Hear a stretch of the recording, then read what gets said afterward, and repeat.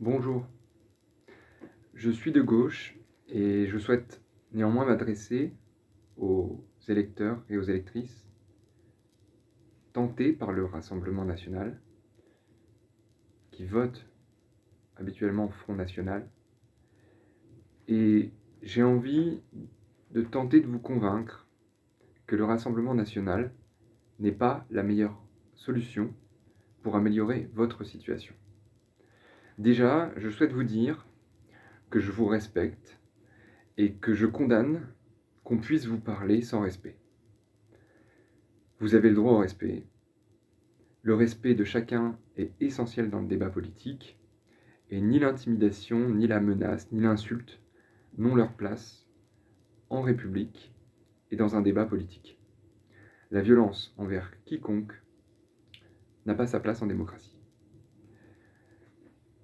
Je cherche à vous convaincre en vous présentant déjà qui est Jordan Bardella. Jordan Bardella est jeune, il parle très bien, il est sérieux, bien habillé, propre sur lui, ferme dans ses décisions. Il défend la sécurité et l'ordre. Il est capable d'être décontracté et souriant. Il propose même d'aider le pouvoir d'achat par des mesures sur la TVA.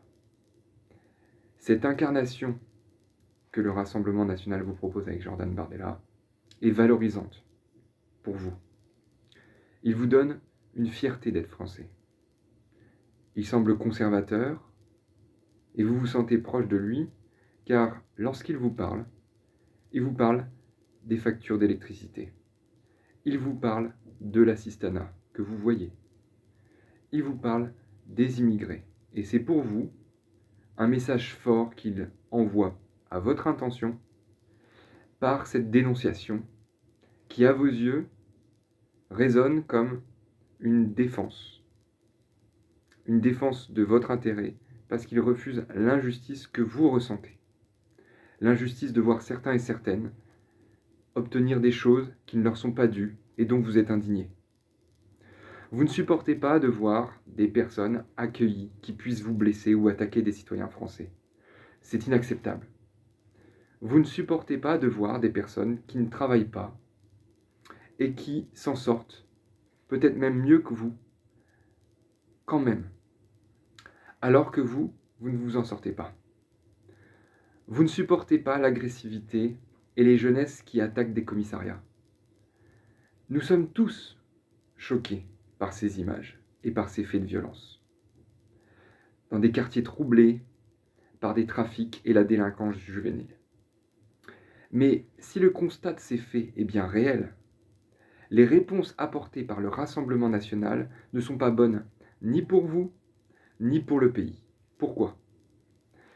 Si la personne au RSA ou les personnes qui reçoivent des allocations familiales, sans rien faire, vous insupportent et vous scandalisent, ou encore la personne immigrée qui travaille dans la restauration, dans le BTP, quand vous n'avez pas de travail, ainsi de suite.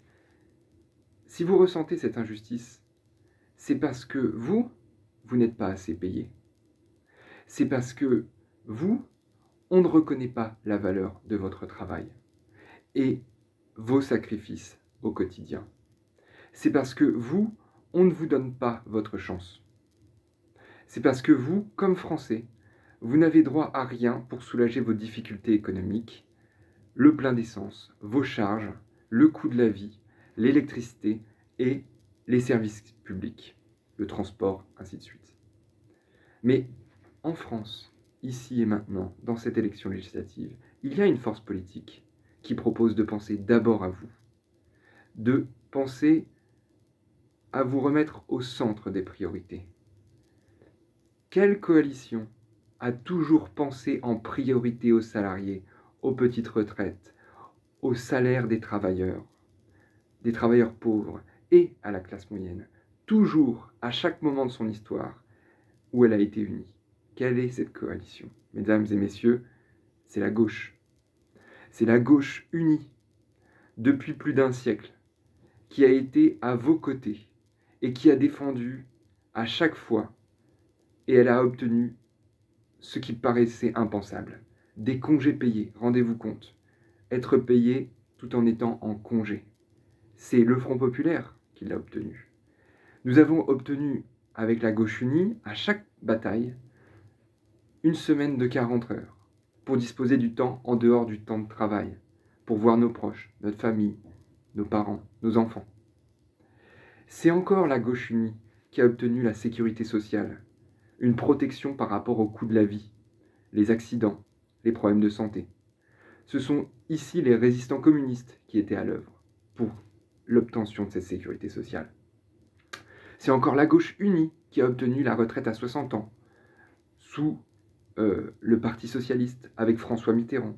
C'est la gauche unie qui a défendu l'idée d'un SMIC, c'est-à-dire qu'on ne puisse pas descendre en dessous d'un certain seuil de rémunération du travail pour ceux qui travaillent.